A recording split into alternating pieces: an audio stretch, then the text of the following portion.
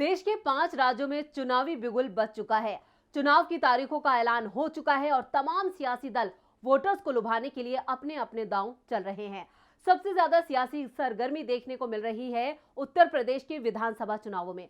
उत्तर प्रदेश विधानसभा चुनावों में नई उम्मीदों के साथ उतरी कांग्रेस अपनी जमीन तलाश रही है और इस बार प्रियंका ने अपने निशाने पर लिया है सीएम योगी आदित्यनाथ को। प्रियंका ने कहा है कि 80 बनाम 20 नहीं होगा, यूपी में 99% बनाम 1% होगा। नमस्कार, स्पेशल रिपोर्ट के साथ हाजिर हूं मैं परवीन शेख। स्पेशल रिपोर्ट में विस्तार से चर्चा करेंगे कांग्रेस महासचिव प्रियंका गांधी की ललकार की, जिन्होंने सीधे सीधे अपने निशाने पर लिया है योगी आदित्यनाथ को। कांग्रेस की यूपी प्रभारी प्रियंका ने यह भी साफ कर दिया कि बीजेपी के लिए कांग्रेस के दरवाजे हमेशा बंद रहे हैं और आगे भी बंद रहेंगे।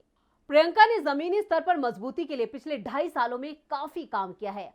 कांग्रेस ने जनता के मुद्दों को उठाते हुए संघर्ष किया, लेकिन मायावती और अखिलेश यादव घर से बाहर तक नहीं निकले। पिछले 2-3 महीनों से अखिलेश यादव एक्टिव हुए। कोविड में वो बाहर नहीं आए। उन्नाव, सोनभद्र समेत जहां जहां यूपी में समस्याएं दिखी, कांग्रेस पार्टी मुद्दों को उठाते हुए लड़ती हुई नजर आई। कांग्रेस कार्यकर्ता इसके लिए जेल तक गए। प्रियंका गांधी की माने तो जाति और संप्रदाय के नाम पर तो सभी वोट मांगते हैं, लेकिन विकास, भविष्य, शिक्षा और सेहत की बात भी होनी चाहिए। जब से प्रियंका ने लड़की हूं लड़ सकती हूं का नारा दिया है, उसके बाद यूपी की राजनीति में महिलाएं केंद्र में आ गई हैं। इससे इनकार नहीं किया जा सकता कि प्रियंका ने यूपी के चुनावों में एक नया नैरेटिव सेट कर दिया है। महिलाओं का मुद्दा कांग्रेस ने उठाया है, तब से बीजेपी, सपा, बीएसपी समेत दूसरी पार्टियां भी महिलाओं की बात करने लगी हैं। प्रियंका ने बीजेपी को कटघरे में खड़ा कर दिया है। प्रियंका की माने तो महिलाओं को सिर्फ गैस सिलेंडर देने से वो सशक्त नहीं होंगी, इसके लिए उनको रोजगार और शिक्षा का हक भी देना होगा। महिलाओं को अपनी लड़ाई खुद लड़नी चाहिए और कांग्रेस उनके साथ खड़ी है। इसी को आगे बढ़ाते हुए प्रियंका ने 40% टिकट महिलाओं को देने का ऐलान कर दिया। न सिर्फ ऐलान किया बल्कि इसे अमली जामा भी पहनाया है। इस बार के यूपी चुनावों में सीएम उम्मीदवार को लेकर अपने बयान से कांग्रेस की राष्ट्रीय महासचिव प्रियंका गांधी अचानक खबरों में छा गई। दिल्ली में यूपी के लिए कांग्रेस का घोषणा पत्र जारी करते हुए प्रियंका ने कहा कि चारों तरफ उनका ही चेहरा है, तो वही यूपी में कांग्रेस की तरफ से मुख्यमंत्री पद की दावेदार भी हैं। किसी और का चेहरा दिख रहा है जी यूपी में कांग्रेस पार्टी की तरफ से जी, तो फिर तो आप ही चेहरा है, मतलब अब दिख तो रहा है ना सब जगह मेरा चेहरा जी। प्रियंका गांधी के यूपी विधानसभा चुनाव में उतरने की चर्चा चल रही है। पार्टी के अंदर इसको लेकर विचार हो रहा है। इस बारे में पार्टी जो भी फैसला लेगी प्रियंका उसका पालन करेंगी। माना जा रहा है कि कार्यकर्ताओं में जोश भरने के लिए वो विधानसभा चुनाव लड़ सकती हैं, बशर्ते इसके लिए उन्हें किसी सुरक्षित सीट की तलाश रहेगी जहां से वो आसानी से चुनाव जीत सकें।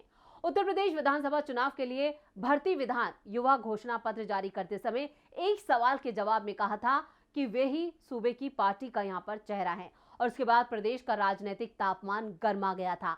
हालांकि बाद में उन्होंने इसका खंडन करते हुए कहा कि उनका ये बयान मजाकिया लहजे में था, क्योंकि हर दूसरा सवाल इसी को लेकर किया जाता है।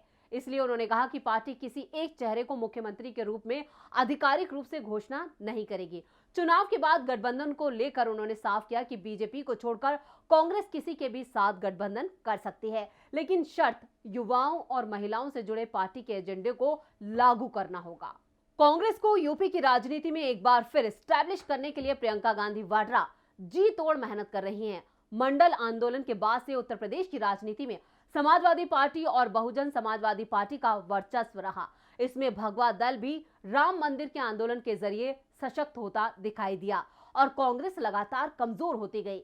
इस बार प्रियंका गांधी ने लड़की हूं लड़ सकती हूं नारे के साथ पार्टी को सड़क पर उतारने में उन्होंने कामयाबी हासिल की। प्रियंका की सक्रियता का असर चुनावी सर्वे में साफ नजर आ रहा है। हालांकि पार्टी को अभी और भी जमीनी स्तर पर मजबूत करने की जरूरत है। प्रियंका खुद को मुख्यमंत्री का उम्मीदवार घोषित कर निचले स्तर के कार्यकर्ताओं को एक्टिवेट और मोटिवेट करने में तो सफल रही, लेकिन उन्होंने इससे खंडन भी कर दिया है। अब आगे देखना होगा कि पार्टी की क्या राय बनती है और पार्टी आगे किस स्ट्रेटेजी से आगे बढ़ेगी। यूपी में कांग्रेस प्रभारी प्रियंका गांधी ने मुख्यमंत्री योगी आदित्यनाथ पर जमकर हमला बोला। प्रियंका गांधी ने सीएम योगी के 80% बनाम 20% के नारे की हवा निकालते हुए कहा कि सच ये है कि ये 99% बनाम 1% है। इस देश में यूपी समेत सच ये है कि सरकार के कुछ दोस्त और बड़े बिजनेसमैन हैं, उन्हें ही फायदा पहुंचाया जा रहा है, बाकी सब बहुत दर्द में हैं। प्रियंका ने हमलावर रुख अख्तियार करते हुए कहा कि हम लोग यूपी में बेरोजगार लोगों के बारे में बात क्यों नहीं कर रहे हैं? सरकार ने शिक्षा पर कितना बजट खर्च किया, इस पर बात क्यों नहीं करते? हम ऐसे मुद्दों पर बात क्यों नहीं करते जिनकी यूपी के विकास से यहाँ पर कोई लेना देना ही नहीं है, जबकि हम उन मुद्दों पर बहस करते हैं। ब्राह्मण वोटों पर भी प्रियंका गांधी एक अलग राय रखती हैं। यूपी बीजेपी पर यह आरोप लगते रहे हैं कि ब्राह्मण बीजेपी से नाराज है। पिछले कुछ सालों में यूपी में ऐसे कई उदाहरण हैं जहां ब्राह्मणों पर जुल्म हुए और इस बात को लेकर भी प्रियंका सीएम योगी को दोषी मानती हैं। प्रियंका के साथ राहुल गांधी ने भी यूपी के लिए घोषणा पत्र जारी करते हुए रोजगार को एक बड़ा मुद्दा बताया है। यूपी में चुनाव है और देश की और उत्तर प्रदेश की समस्या हिंदुस्तान के हर युवा को मालूम है। कांग्रेस पार्टी आज यहां उत्तर प्रदेश का युवा मैनिफेस्टो रिलीज कर रही है। सोच ये है कि यूपी के युवा का जो भविष्य है उसके लिए कांग्रेस पार्टी के खोखले शब्द नहीं मगर एक स्ट्रेटेजी, रोजगार हम आपको कैसे दिलवाएंगे, किस प्रकार हम आपको रोजगार दिलवाएंगे। ये नहीं कि हम आपको कह दें कि भाई हम आपको 10 लाख 20 लाख 30 लाख 40 लाख रोजगार देंगे, मगर कैसे देंगे ये इस मैनिफेस्टो में हमने लिखा है। और ये मैनिफेस्टो सिर्फ कांग्रेस पार्टी की आवाज नहीं है।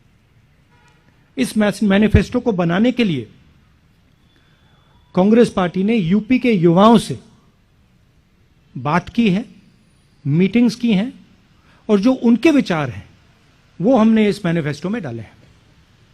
साल 2012 में यूपी विधानसभा का चुनाव था। प्रियंका गांधी रायबरेली में थी। उस वक्त उनसे पत्रकारों ने हमेशा की तरह एक सवाल पूछा था कि आप विपक्ष के निशाने पर क्यों रहती हैं। इस पर प्रियंका ने पलटवार करते हुए कहा कि उनसे जाकर पूछो कि क्या मैं चुनाव में उतरी हूं। प्रियंका गांधी को शायद लग रहा था कि चुनावी समर में अगर वो देश में उतर गई तो कांग्रेस की जीत निश्चित है। इसकी वजह यह है कि प्रियंका में कांग्रेसियों को उनकी दादी और पूर्व पीएम इंदिरा गांधी की छवि नजर आती है। कांग्रेस की महासचिव और यूपी की प्रभारी प्रियंका गांधी की माने तो वो उत्तर प्रदेश में नई तरह की राजनीति कर रही हैं, जहां वो जनता के समक्ष मौजूद चुनौतियों से निपटने की तैयारी कर रही हैं और उनकी पार्टी मौजूदा वक्त में प्रदेश में सबसे अच्छी स्थिति में है। प्रियंका की माने तो उनकी पार्टी उत्तर प्रदेश में नई तरह की राजनीति कर नई तरह की राजनीति की जमीन तलाशने और नई चुनौतियों का सामना मजबूती के साथ कर रही है। पार्टी का जनाधार भी तेजी से बढ़ रहा है, इसलिए प्रदेश में कांग्रेस इस वक्त मजबूत स्थिति में है। प्रियंका गांधी ने यूपी में महिलाओं की भागीदारी को बढ़ावा दिया, जहां उन्होंने उन महिलाओं को टिकट दिया है जो व्यवस्था से लड़ रही हैं और जो व्यवस्था से नहीं लड़ सकती हैं उन्हें भी टिकट दिया गया है। आज वो चुनाव लड़ रही हैं जिनमें उन्नाव रेप पीड़िता की मां से लेकर अंजना गौतम जैसी महिलाएं भी शामिल हैं। एक महिला होने के नाते प्रदेश की राजनीति में भी वो महिलाओं को बढ़ावा दे रही हैं। 40% टिकट महिलाओं को देने का ऐलान प्रियंका का मास्टर स्ट्रोक माना जाता है।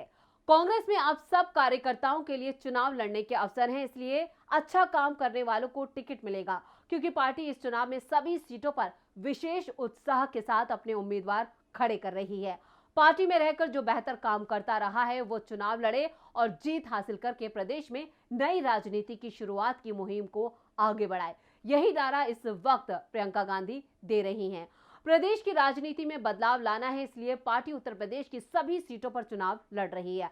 पार्टी के लिए ये अपने दम पर चुनाव लड़ने का वो ऐलान कर चुकी है। नकारात्मकता को छोड़कर सकारात्मक मुद्दों पर विचार करने और नई किस्म की राजनीति करने का ये सही वक्त है।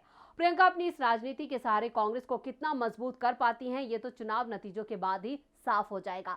लेकिन प्रियंका इस वक्त जन सरोकार की राजनीति कर रही हैं। इस देश को इस वक्त इस तरह की राजनीति की बेहद जरूरत भी है, लेकिन यूपी में उनकी ये राजनीति यहाँ पर चुनावों के बाद जो नतीजे आएंगे उसके बाद ही साफ हो पाएगी कि वो लोगों के साथ कितना जुड़ पाई और उन्हें इस राजनीति का कितना फायदा हुआ। तो आपको हमारी ये स्पेशल रिपोर्ट कैसी लगी, आप नीचे कमेंट बॉक्स में अपनी राय दें और इस वीडियो को ज्यादा से ज्यादा शेयर करें, लाइक करें और चैनल को सब्सक्राइब करना ना भूलें। नमस्कार।